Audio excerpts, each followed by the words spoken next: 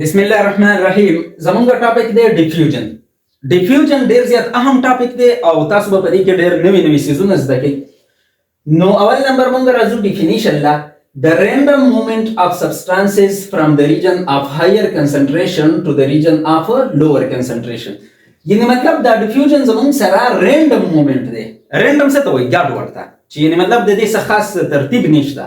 نو دا رینډم موومنت دی د سبسټانسز، یعنی مطلب د سیزونو د مالیکیولزو from the region of higher concentration to the region of lower concentration.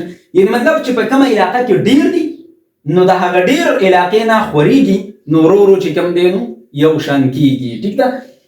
نو دا زموږ سره چې کوم دی according to the concentration gradients دي. according to the concentration gradient مطلب څه دی؟ concentration gradient څه ته وایي؟ یعنی مطلب په دې ځای کې چې کوم دی concentration سیوا دی د مالیکیولز یا د سبسټانسز، دلته چې کوم دی نو concentration سیوا دی او دلته concentration کم دی. نو دې ته موږ concentration gradient وایو. دا چړهایي شانتي چې جوړه کړې ده، دا سلوپ چې جوړ کړی دی، دې ته موږ څه وایو؟ concentration gradient. نو دا according to the concentration gradient دی، یعنی مطلب نارملی چې کوم نیچرلی کوم کارونه کیږي د هغې مطابق به ځي، د هغې خلاف ورزي به نه کوي. یعنی مطلب د دې ډېر نه به ورو ورو دې خوا راځي او د لږې علاقې طرف ته به راخورېږي. ټیک ده که نه؟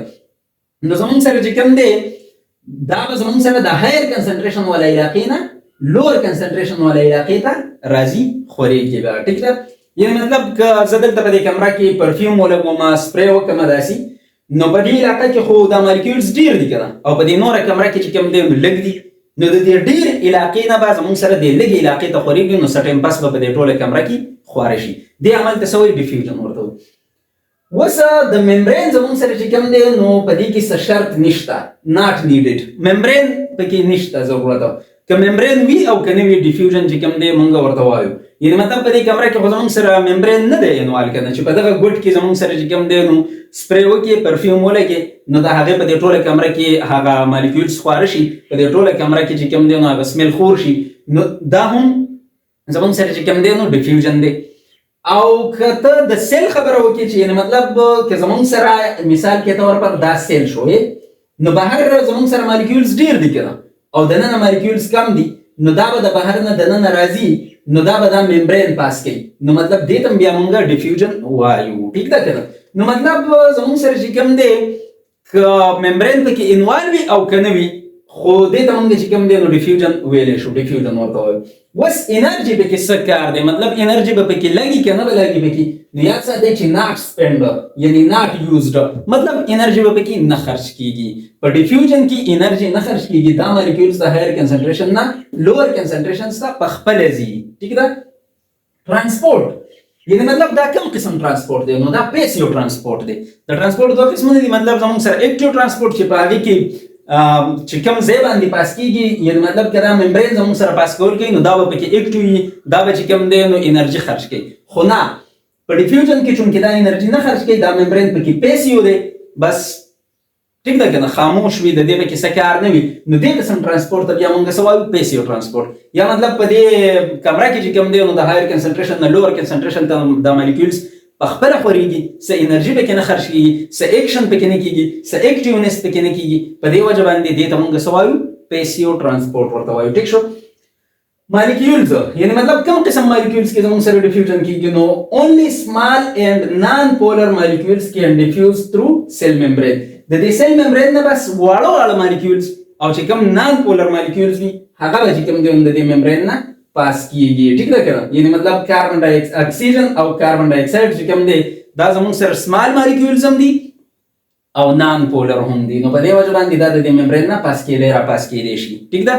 اوس نان پولر خبره او سمال خو مونږ په دې وجه وکړه چې چونکې زموږ سره چې کوم سیل ممبرین دی نو هغې کې خو غټ غټ څیزونه نشي پاس کېدلی، خو نو ښکاره خبره د سمال به پکې پاس کېږي.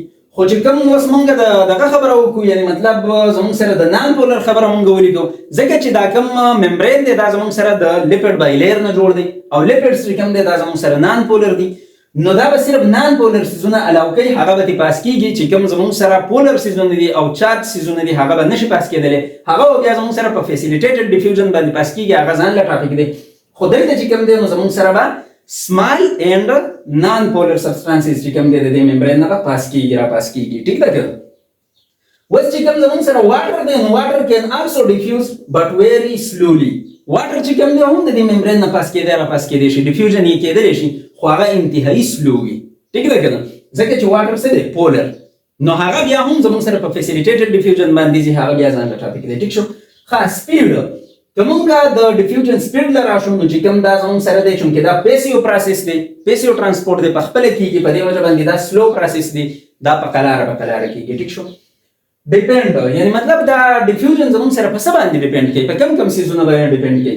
نو ډیپینډز آن دا زمونږ سره په دې سیزون باندې ډیپینډ کوي. یو خو زمونږ سره په کنسنټریشن باندې ډیپینډ کوي، چې څومره مالیکیولز ډیر دي دومره به چې کوم دی نو دا زر خورېږي، او چې څومره مالیکیولز لږ دي نو هغه به لږ ټایم اخلي. بل زمونږ سره ټمپریچر، مطلب دا دی چې څومره زمونږ سره ټمپریچر سیوا وي، لکه ګیس مالیکیولز چې کوم دی نو هغې کې ټمپریچر چې سیوا وي، ګرمي وي، نو په هغې کې زمونږ سره ډیفیوژن زر کېږي، او چې کله زمونږ سره ټمپریچر کم وي نو ډیفیوژن سلو کېږي. سرفیس ایریا چې مطلب زمونږ سره سرفیس ایریا سیوا وي ورته نو ډیفیوژن به زر کېږي.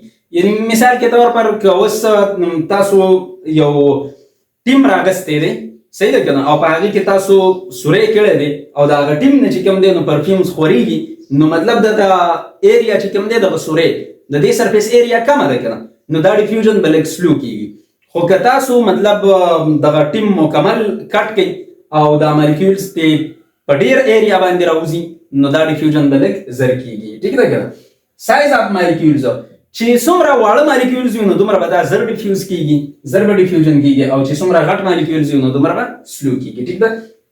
میډیم یعنی مطلب په کم میډیم کې دا ډیفیوژن کېږي، په هوا کې کېږي، په اوبو کې کېږي، په بل څه کې کېږي، نو په هغې باندې هم ډیپینډ کوي. نو چې کوم سالډ دي په هغې کې به انتهایي سلو ډیفیوژن کېږي، چې کوم زمونږ سره لیکوډ دی په هغې کې به لږ تیز کېږي ډیفیوژن، او چې کوم زمونږ سره ګیس دی نو په هغې کې به فاسټسټ کېږي، تیز ډیفیوژن به پکې کېږي.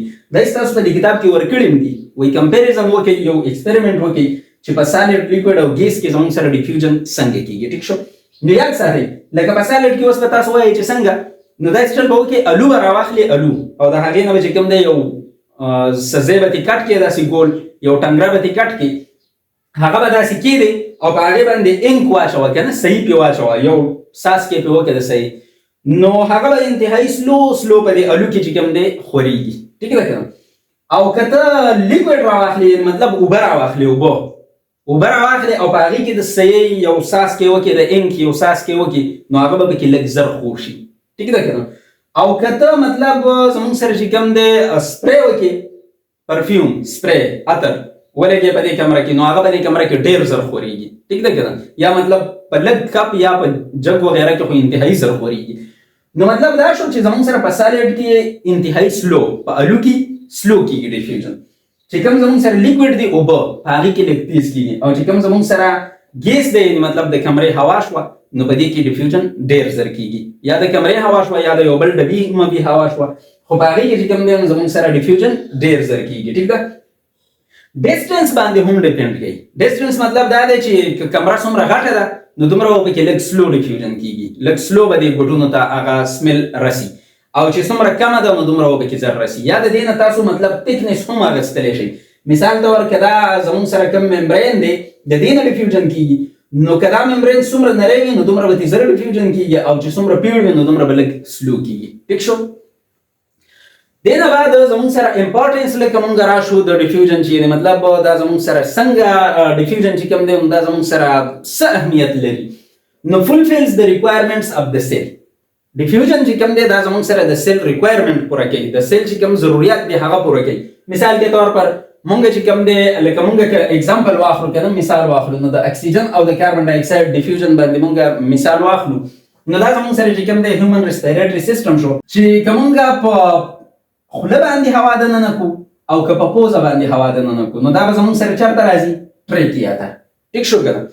ټریکیا نه بیا زمونږ سره چې کوم دی دا په برانکای کې ځي، او په برانکای کې بیا زمونږ سره په برانکیولز کې تقسیمیږي، او دغه شانتې زمونږ سره فاینلي چې کوم برانکیولز دي نو په هغې پسې داسې ګوچه چې کوم دی د سیکس موجود وي د تیلو په شانتې، هغې ته مونږ څه وایو؟ الویلای ورته وایو.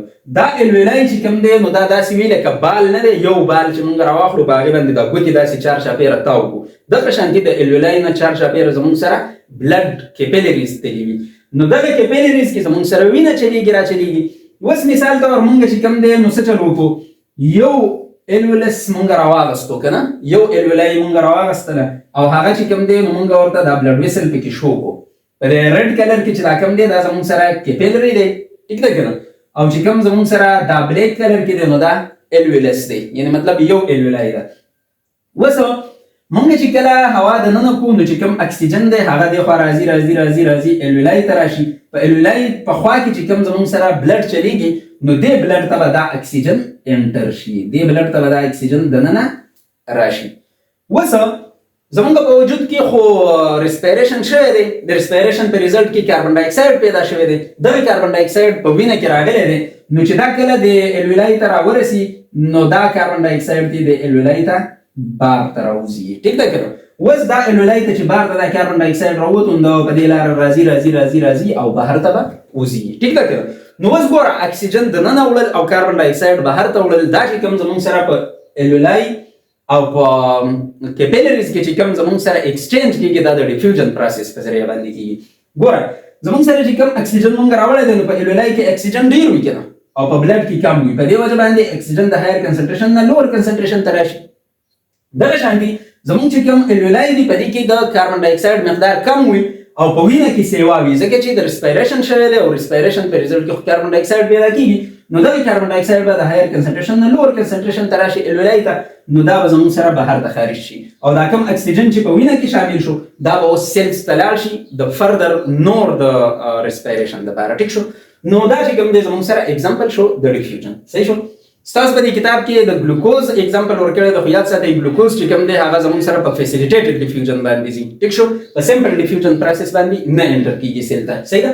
ښه دې نه علاوه زمونږ سره چې کوم دی ستاسو په دې کتاب کې یو بل اگزامپل ورکړی دی د ساینټیفیک انفارمیشن په شکل کې دوی وایي چې کوم KMnO4 دی یعنی مطلب زمونږ سره چې کوم پوټاشیم پرمنګنیټ دی KMnO4 د دې اگزامپل یې ورکړی دی دا زمونږ سره یو ډارک پرپل کرسټل دی ټیک شو که نه مطلب مالګه یا چینی وغیره چې تاسو واخلئ د هغې په شکل کې دی خو مطلب رنګ یې زمونږ سره داسې تور شانتې دی ډارک پرپل. نو دوی دا وایي چې که دا ته ډراپ کې په یو بیکر اف واټر کې یعنې مطلب په بیکر کې اوبه دي ستا سره او هغې ته یې ور واچئ نو څه چل به وشي دا به چې کوم دی یونیفارم ډسټریبیوشن اف کلر به وشي دا اوبه به چې کوم دی نو یو شانتي کلر شي یعنې مطلب دا خو کرسټل دي که نه نو دا ته اوبو ته ور واچول نو دا به لاندې په یخ کې کینی خو بیا به ورو ورو چې کوم دی حل کېږي او ټولې اوبه به یو شانتي کلر شي ټیک ده که نه. نو دا زمونږ سره په کوم پروسس باندې په ډیفیوژن باندې چې یعنې مطلب په دغه لږ ځای کې چې تا دا کوم KMnO4 ور واچو دا مالیکولز خو په دغه ځای کې ډېر دي که نه خو په دې نورو اوبو کې زمونږ سره کم دي نو دغه ورو ورو حل کېږي او دې ټولو اوبو کې یو شانتې حل شي یعنې مطلب ډیفیوژن وشي. د دې علاوه مطلب تاسو که مالګه حل کوئ په اوبو کې دا هم حل شي دغه شانتې که تاسو چینی حل کوئ شربت جوړوئ نو هغه هم حل شي. دغه شانتې که تاسو بیا د چینو شربت ته روح افزا بوتل رنګ ور واچوئ نو هغه هم پکې داسې حل شي. نو په دې طریقه باندې زموږ سره چې کوم دی ډیفیوژن کېږي. اوس تاسو په دې کتاب کې یو بل ټاپک هم ورکړی دی ساینس ټیکنالوجي اینډ سوسایټي بس دې کې ډېر څه نشته دوی کې دا خبره کوي چې کوم روډالف ویرچو یو ساینسدان دی هغه دا خبره کړې ده چې کوم بیماریانې دي که نه ډیزیزز نو دا زموږ سره اصل کې ډسټربنسز ایټ سیلولر لیول چې کوم سیلولر لیول دی مطلب کوم سیلز دي په هغې کې ډسټربنس راشي نو موږ ته بیماري جوړه شي ټیک ده که نه. بیا موږ څه چل کوو ټریټمنټ یې کوو علاج یې کوو خو د دغه علاج نه مخکې موږ کازز ګورو یعنې مطلب وجه ګورو چې دا بیماري په کومه وجه باندې راغلې ده په څه وجه باندې راغلې ده.